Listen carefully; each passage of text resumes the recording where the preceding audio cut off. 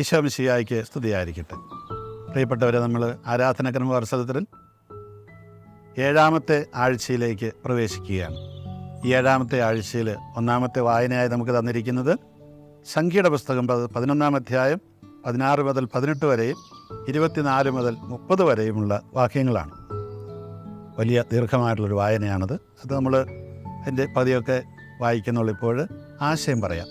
ആശയം ഇതാണ്: കർത്താവ് മോശയോട് അരുളി ചെയ്തു, ജനത്തിലെ ശ്രേഷ്ഠന്മാരിലും പ്രമാണികളിൽ നിന്ന് 70 പേരെ വിളിച്ചുകൂട്ടുക. എന്തിനു വേണ്ടിയിട്ടാണ് ഈ 70 പേരെ വിളിച്ചുകൂട്ടുന്നത്? അതിൻ്റെ മുൻപിലുള്ള ചരിത്രം വായിച്ചാൽ നമുക്ക് മനസ്സിലാകും. ഈ 70 പേരെ വിളിച്ചുകൂട്ടുന്നതിൻ്റെ കാരണം, മോശയ്ക്ക് തനിയെ നയിക്കാൻ പറ്റാത്ത രീതിയിൽ വലിയൊരു ജനക്കൂട്ടമാണ് പുറപ്പാടിൽ അവരോടുകൂടിയുള്ളത്.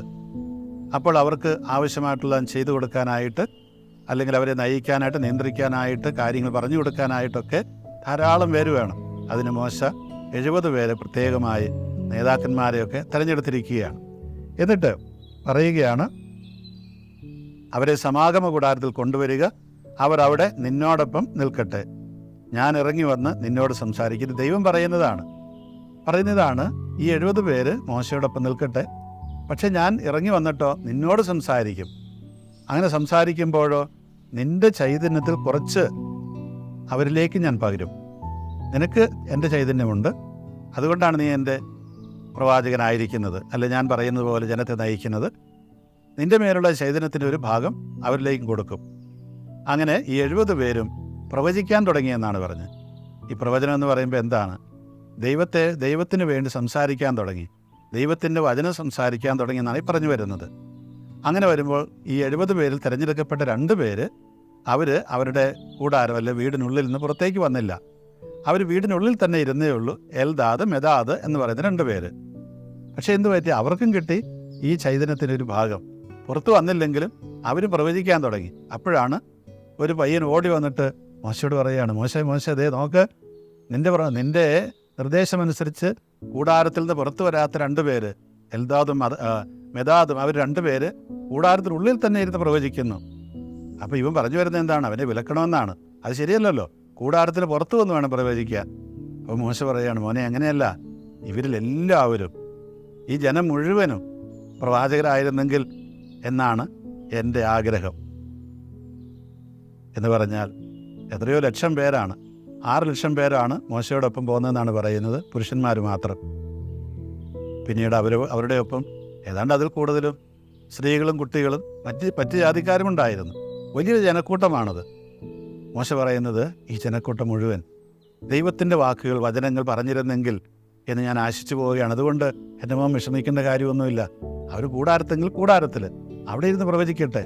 നമ്മൾ വാശി പിടിക്കരുതാത്ത ചില മേഖലകളുണ്ട്. ദൈവത്തിന് വേണ്ടി സംസാരിക്കുമ്പോൾ, ദൈവികമായ കാര്യങ്ങൾ ചെയ്യുമ്പോൾ നമ്മൾ അസൂയപ്പെടരുത്. ഞാൻ പറഞ്ഞ വഴിയിലൂടെ തന്നെ ചിലപ്പോൾ വന്നെന്ന് വരില്ല. മാത്രമല്ല, അത് ദൈവത്തിന് വേണ്ടിയായിരിക്കണം, അല്ലെ എൻ്റെ പിടിവാശിക്ക് വേണ്ടിയല്ല. അങ്ങനെയുള്ളവർ മോശയ്ക്ക് മനസ്സിലാക്കാൻ കഴിയും. പയ്യന് മനസ്സിലാക്കാൻ പറ്റിയില്ല, പക്ഷെ മോശയ്ക്ക് മനസ്സിലാക്കാൻ പറ്റി. അവൻ പറഞ്ഞ് അവരവിടെ ഇരുന്ന് പ്രവചിച്ചോട്ടെ, കുഴപ്പമൊന്നുമില്ല. പിന്നീട് ജോഷുവ പറയുന്നത് എന്താണ്? അവരെ മുടക്കണമെന്നാണ് പറയുന്നത്. അപ്പോഴും മോശ ചോദിക്കേണ്ട ചോദ്യമുണ്ട്, ജോഷുവ, എന്നെപ്പുറത്ത് നീ അസൂയപ്പെടുന്ന എന്തിനാണ്? അവർ പ്രവചിച്ചോട്ടെ, കുഴപ്പമൊന്നുമില്ല, അവരുടെ ഉദ്ദേശം നല്ലതാണ്, അവരെനിക്ക് തിരിച്ചറിയാനായിട്ട് കഴിയും. അങ്ങനെ ഈ പറയുന്ന ആളുകളെല്ലാം, ഈ തിരഞ്ഞെടുക്കപ്പെട്ടവരെല്ലാം പ്രവചിക്കുകയാണ് ചെയ്യുന്നത്. പിന്നീട് ആളുകൾ മോശയോട് പരാതിപ്പെടുന്നു, ഞങ്ങൾക്ക് ഈ മരുഭൂമിയിൽ ഭക്ഷിക്കാനൊന്നുമില്ല, ഇറച്ചിയില്ല, അല്ലെങ്കിൽ അതില്ല ഇതില്ല, ഓരോ കാര്യം. അപ്പോഴാണ് കാടപ്പക്ഷിയെയും മന്നായും ഒക്കെ ദൈവം കൊടുക്കുന്നത്. അവരിങ്ങനെ ഭക്ഷിച്ച് തൃപ്തരായി എന്ന് മാത്രമല്ല, അവർ ചോദിച്ചു, എന്നും ഞങ്ങൾക്ക് ഇങ്ങനെ തരുമോ ദൈവം? മോശ പറഞ്ഞു, തരും. നിങ്ങൾ തിന്ന് മൂക്കിലൂടെ അത് പുറത്തേക്ക് വരുന്നത് വരെ നിങ്ങൾക്ക് കിട്ടും. മാത്രമല്ല, ഇവരിങ്ങനെ ഭക്ഷിച്ച് തൃപ്തരായി കൂത്താടി ഒക്കെ ഇരിക്കുമ്പോഴാണ് ദൈവത്തിൻ്റെ ശിക്ഷ കടന്നു വരുന്നു. കുറേ പേരെ ദൈവം കൊന്നുകളഞ്ഞു എന്നാണ്. അതായത് ദൈവത്തിൻ്റെ ക്രോധത്തിന് അവർ വിധേയരായി, ദൈവത്തിൻ്റെ ശക്തിയെ അവർക്ക് വിശ്വസിക്കാൻ കഴിഞ്ഞില്ല. അതുകൊണ്ട് കുറേ പേര് ദൈവത്തിൻ്റെ ക്രോധത്തിന് വിധേയരായി മരിച്ചുപോയി. പിന്നീട് നമുക്കറിയാം, ഓരോ അവസരത്തിലും ഇങ്ങനെ അവരെ ദൈവം പരിപാലിക്കുന്നത് കാണാം. ഈ ദൈവത്തിൻ്റെ പരിപാലനയുള്ള വിശ്വാസം നമുക്കുണ്ടാവണം. അതുപോലെ നേതൃത്വത്തിലേക്ക് കടന്നു വരുന്നവർ ദൈവത്തിൻ്റെ ചൈതന്യമുള്ളവരായിരിക്കണം. പുതിയ നിയമത്തിൽ നമുക്കറിയാം, ഡീക്കന്മാരെ തിരഞ്ഞെടുക്കുമ്പോൾ നമ്മൾ വിചാരിക്കുന്ന പോലെ ഡീക്കന്മാർ അവിടെ വൈദിക ജീവിതത്തിലേക്കുള്ള ഒരു അവസാനത്തെ പടിയൊന്നുമല്ല. ഡീക്കന്മാരെന്ന് പറഞ്ഞാൽ സമൂഹത്തിൽ ശുശ്രൂഷ ചെയ്യാനായിട്ട്, ഭൗതികമായ ശുശ്രൂഷ ചെയ്യാനായിട്ട് തിരഞ്ഞെടുക്കപ്പെട്ട മനുഷ്യരാണ്. അവരെ തിരഞ്ഞെടുക്കുന്ന മാനദണ്ഡത്തെക്കുറിച്ച് പറയുമ്പോൾ പത്രോസും കൂട്ടരൊക്കെ പറയുന്ന കാര്യമുണ്ട്. ആത്മാവ് കൊണ്ട് നിറഞ്ഞവർ, സുസമ്മതർ, അതുപോലെ എല്ലാം നന്നായിട്ട് ചെയ്യാൻ കഴിവുള്ളവരൊക്കെ ധാരാളമുണ്ട് നിങ്ങളുടെ ഇടയിൽ. അവരെ വിളിച്ചുകൊണ്ട് വരാനാണ് പറഞ്ഞത്. അതുകൊണ്ട് ഈ ദൈവത്തിൻ്റെ ചൈതന്യം എന്ന് പറയുന്നത് ഏതെങ്കിലും ഒരു വ്യക്തിക്ക് മാത്രം കിട്ടുന്നതല്ല. അത് ദൈവത്തിൻ്റെ ജനത്തിന് മുഴുവൻ ദൈവം കൊടുക്കുന്നതാണ്. ആ ദൈവത്തിൻ്റെ ജനത്തിന് ദൈവത്തിൻ്റെ ചൈതന്യം കിട്ടിക്കഴിയുമ്പോൾ അവർ ദൈവത്തിന് വേണ്ടി സംസാരിക്കാൻ തുടങ്ങും, പ്രവചിക്കാൻ തുടങ്ങും. അപ്പോൾ നമ്മളാരും അസൂയപ്പെടരുത്, അത് എന്നിലൂടെ മാത്രമേ പാടുള്ളൂ എന്ന് പറഞ്ഞുകൊണ്ട് ഒരിക്കലും പാടില്ല. അതുപോലെ തന്നെ നമ്മൾ ദൈവത്തിലുള്ള വിശ്വാസം അത് സംശയിക്കാൻ പാടില്ല എന്നുള്ളതാണ്. ചുരുക്കത്തിൽ ഈ ഒരു വലിയ മാതൃക ഇന്നത്തെ നമ്മുടെ സമൂഹത്തിൽ നമുക്ക് ദൈവം തരുന്ന ആ ഒരു മുന്നറിയിപ്പാണ്. എപ്പോഴും എനിക്ക് മാത്രമേ ദൈവത്തിൻ്റെ ചൈതന്യമുള്ളൂ എന്ന് ആരും വാശി പിടിക്കരുത്. പുരോഹിതരത് പറയരുത്, അൽമാരത് പറയരുത്. നമ്മളെല്ലാം ദൈവത്തിൻ്റെ മൗതിക ശരീരത്തിലെ, കർത്താവിൻ്റെ മൗതിക ശരീരത്തിലെ അവയവങ്ങൾ എന്ന നിലയിൽ ഈ ദൈവത്തിൻ്റെ ചൈതന്യം സ്വീകരിക്കുന്നവരാണ്. രണ്ടാമത്തെ വായന ഗലാത്യർ ലേഖനം 5-ാം അധ്യായം 16 മുതൽ 26 വരെയുള്ള വാക്യങ്ങളാണ്. അവിടെ പൗലോസ് പറയുന്ന ആത്മാവിൻ്റെയും ജഡത്തിൻ്റെയും കാര്യങ്ങളെക്കുറിച്ചാണ്. അതായത് നമ്മൾ ഈ ജഡത്തിൻ്റെ രീതിക്ക് അനുസരിച്ച് മാത്രം ജീവിക്കരുത്, ആത്മാവിൻ്റെ രീതിക്കനുസരിച്ച് ജീവിക്കുക. ജഡമെന്ന് പറയുമ്പോൾ എന്താ അർത്ഥമാക്കുന്നത്? ഇങ്ങനെ നമ്മളുടെ ശരീരം മാത്രം എന്നുള്ള അർത്ഥത്തിലല്ല. അതായത് ദൈവമില്ലാത്തതുപോലെ ജീവിക്കുന്ന ഒരവസ്ഥാവിശേഷം. ജഡമെന്ന് പറയും പെട്ടെന്ന് നമുക്ക് ഈ ലൈംഗികമായിട്ടുള്ള ചിന്തകൾ അങ്ങനെയുള്ളതിനെക്കുറിച്ച് ഓർമ്മ വരിക. അതിനെക്കുറിച്ചല്ല ഇവിടെ പറയുന്നത്. ഇവിടെ പറയുന്നത് എപ്പോഴും ദൈവത്തെ കൂടാതെ എല്ലാം എനിക്ക് പറ്റും എന്ന് ചിന്തിക്കുന്ന ഒരു വ്യക്തിയെ, അങ്ങനെയുള്ള വ്യക്തിയെക്കുറിച്ചാണ്. അതുകൊണ്ട് ജഡത്തിൻ്റെ വ്യാപാരങ്ങൾ എന്താണ്? അവ വ്യഭിചാരം, അശുദ്ധി, ദുർവൃത്തി, വിഗ്രഹാരാധന, ആഭിചാരം, ശത്രുത, കലഹം, അസൂയ, കോപം, മാത്സര്യം, ഭിന്നത, വിഭാഗീയ ചിന്ത, വിദ്വേഷം, മദ്യപാനം, മധുരോത്സവം, ഇവയും ഇതിന് സദൃശ്യമായിട്ടുള്ള മറ്റ് പ്രവൃത്തികളുമാണ്. ഇങ്ങനെയുള്ള പ്രവൃത്തികൾ ഏർപ്പെടുന്നവർ ദൈവരാജ്യം അവകാശപ്പെടുത്തുകയില്ലെന്ന് ഞാൻ മുമ്പ് പറഞ്ഞതാക്കിയത് ഇപ്പോഴും ആവർത്തിക്കുന്നു. നോക്കുക, എന്താണ് ദൈവത്തെ കൂടാതെ ജീവിക്കാൻ പരിശ്രമിക്കുന്നവരുടെ ജീവിതത്തിലുണ്ടാകുന്ന കാര്യങ്ങൾ?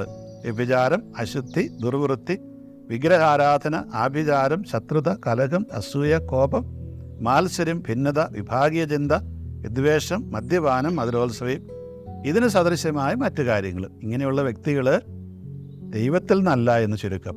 അവരിൽ ദൈവത്തിൻ്റെ ആത്മാവില്ല എന്ന് നമ്മൾ മനസ്സിലാക്കുക.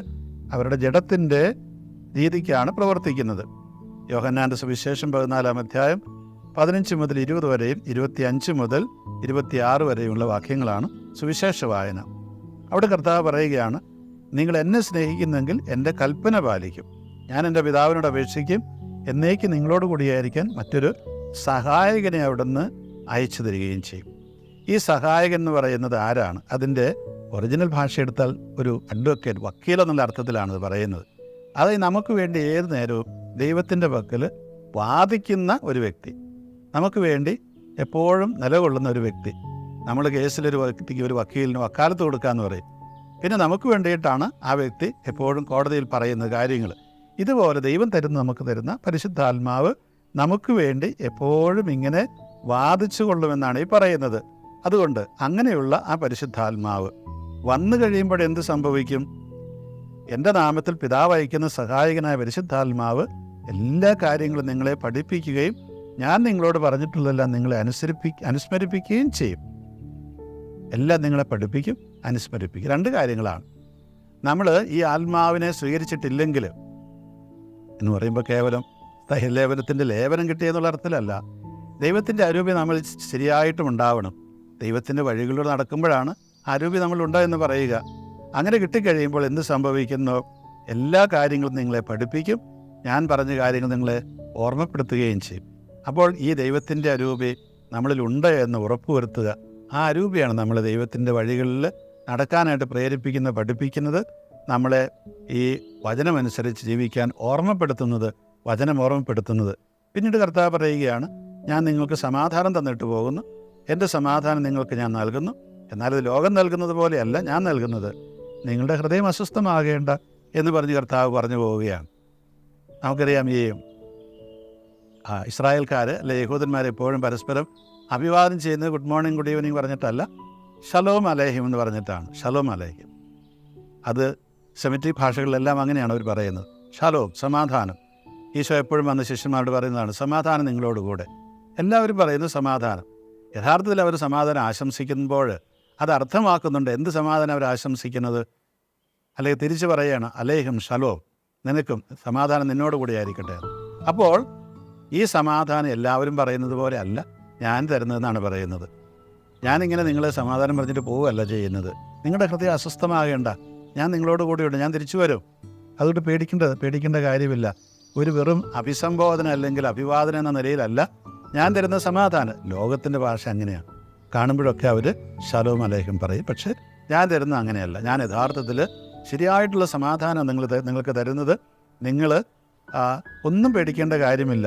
ഞാൻ നിങ്ങൾക്ക് സമാധാനം തന്നിട്ട് പോകുന്നു. അതുകൊണ്ട് നിങ്ങൾ എന്നിലുള്ള വിശ്വാസത്തിൽ ഉറച്ചു നിൽക്കണമെന്നുള്ളതാണ്.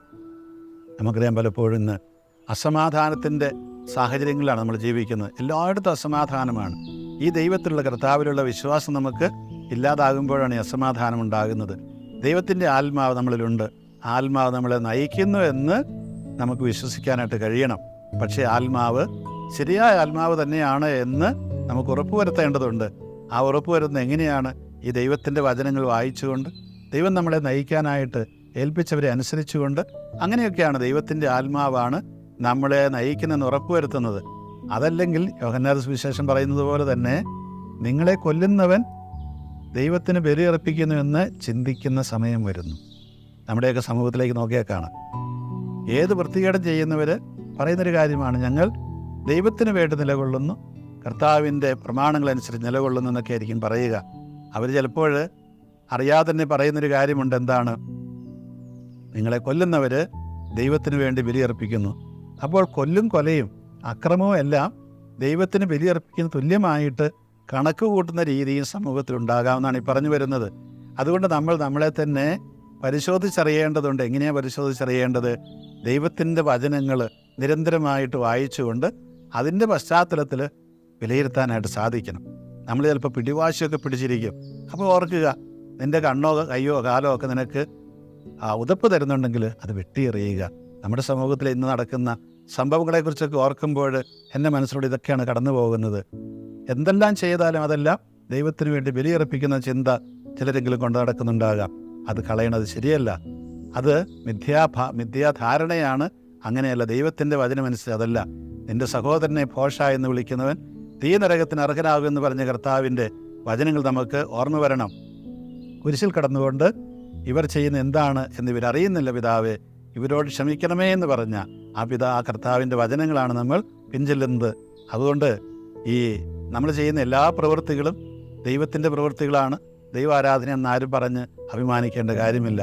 ദൈവത്തിൻ്റെ അരൂപി നമ്മളിലുണ്ടെങ്കിൽ ആ ശരിയായ രൂപം നമുക്ക് തിരിച്ചറിയാൻ കഴിയും. നമ്മുടെ പ്രവർത്തനങ്ങളെ ആ രീതിയിൽ നിയന്ത്രിക്കാനായിട്ട് കഴിയും. കർത്താവിൻ്റെ അരൂപി നമ്മളെ പ്രകാശിപ്പിക്കട്ടെ, അതുപോലെ പ്രചോദിപ്പിക്കുകയും ചെയ്യട്ടെ.